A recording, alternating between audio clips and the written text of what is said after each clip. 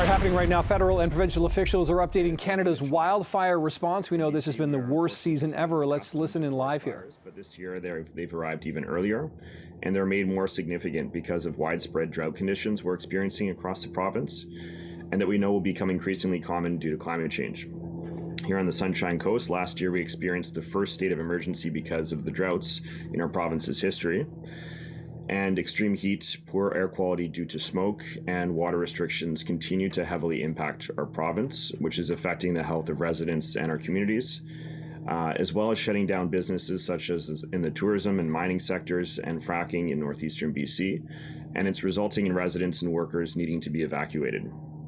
There are currently more than 350 wildfires burning across the province, and last week BC set an all-time record for area burned by wildfires in a single season, with at least 1.39 million hectares burned by 1,181 fires since April 1st of this year. This week, the Donny Creek wildfire in northeastern BC broke the record for the largest individual fire by area burned, standing at approximately 5,831 square kilometers. So as a reference, this is bigger than the entire province of Prince Edward Island. The federal government quickly responded to the request from BC for assistance and has now mobilized aid from across federal departments, including the Canadian Armed Forces. The Canadian Coast Guard is providing 2 helicopters to move wildfire personnel and equipment, and have staff and maritime transportation support standing by to support the province in their response. With the commitments of over $500 million in Budget 2022 in wildfire mitigation, response, and monitoring, we have more tools to mitigate the worst impact of these fires. And in Canada's first ever and recently launched National Adaptation Strategy, we're taking action to help our communities be ready for the risks of climate change, including wildfires. And keeping Canadians safe remains our top priority. So let me join Stephen in expressing my heartfelt thanks to the heroic work of the thousands of firefighters, first responders, and volunteers here in Canada and from around the world who've come to help here, for all the work you're doing to save lives, homes, and to keep us safe. And I encourage everyone here in our province to stay alert and follow the directions issued by local, provincial, and federal authorities. In particular, please abide by warnings related to campfire bans and water usage. Every bit helps keep you, your loved ones, and our communities safe. Thank you.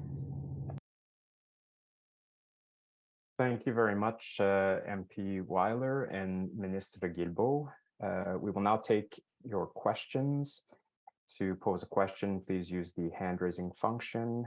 And if your question is for a particular, is for the Minister or for MP Weiler, please specify that before asking your question. First question, donc nous allons maintenant prendre vos questions.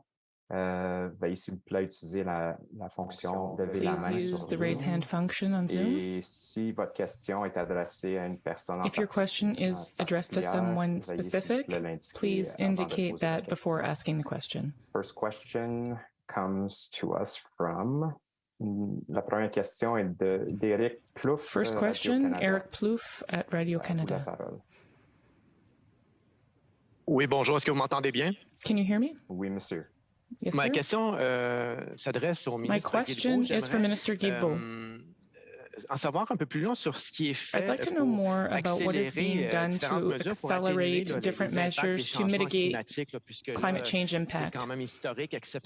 It is historic and exceptional what we're seeing, so is there any discussions currently to see how we can accelerate things and go faster?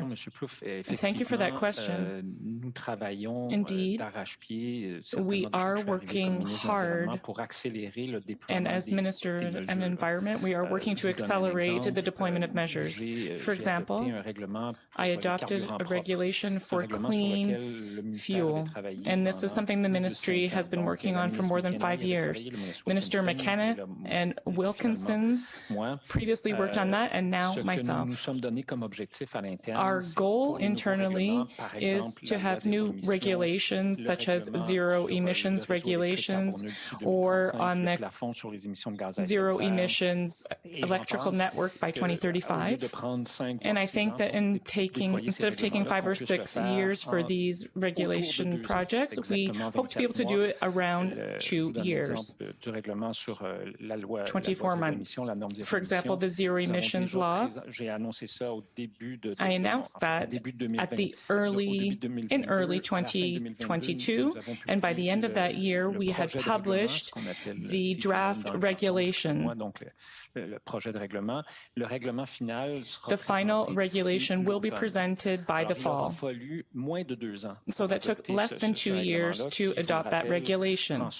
And I recall you, that means that about 60% of vehicles, light vehicles sold in Canada will have to be zero emissions and 100% by 2035.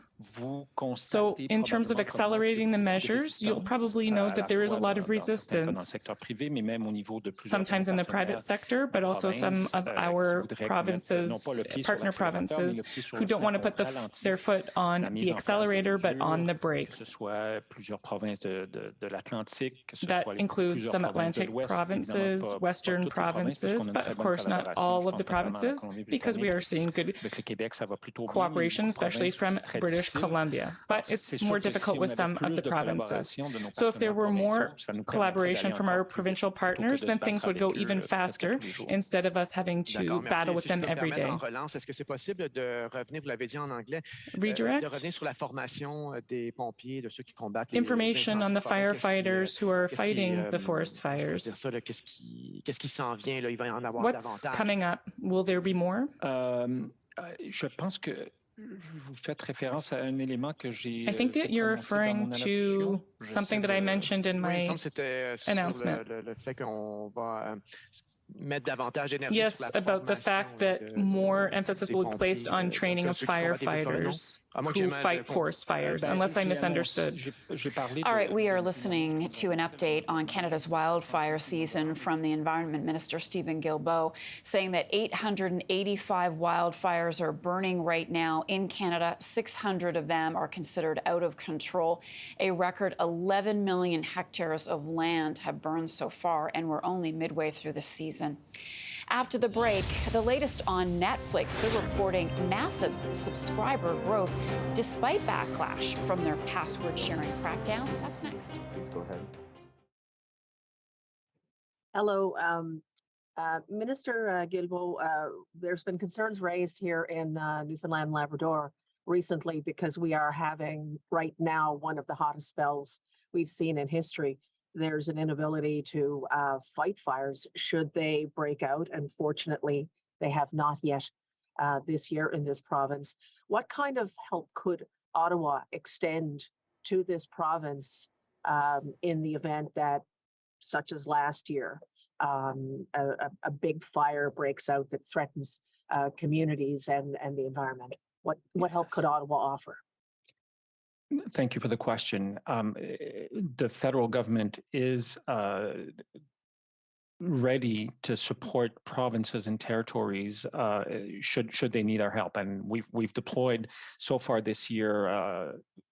Certainly CAF members in Nova Scotia and Quebec and Alberta, in BC. Now it's only we only have CAF members in Alberta and in British Columbia and Quebec. So we can deploy people, we can deploy equipment to help and support local or provincial efforts to fight fires. So we would certainly respond very positively to a request by the province of Newfoundland and Labrador should forest fires erupt, and as you rightly pointed out, it's not the case right now, but it certainly was last year. I was supposed to, in fact, go to Gros Morne National Park, and I couldn't because of the forest fires last summer. So we're following the situation very closely. Certainly Environment and Climate Change Canada in terms of the weather forecast and day by day if we see the situation evolve, and we're obviously in contact daily with provincial and territorial officials across the country, as well as Indigenous peoples and nations, to ensure that if help is required, it will arrive quickly by the federal government. Okay, getting a sense there of the federal response and update regarding the wildfires burning right across the country. You just heard the Environment Minister talking about almost 900 fires still burning across the country. It's been the worst wildfire season in record in Canada that arrived earlier. It's led to major shutdowns, massive devastation, and of course, evacuations.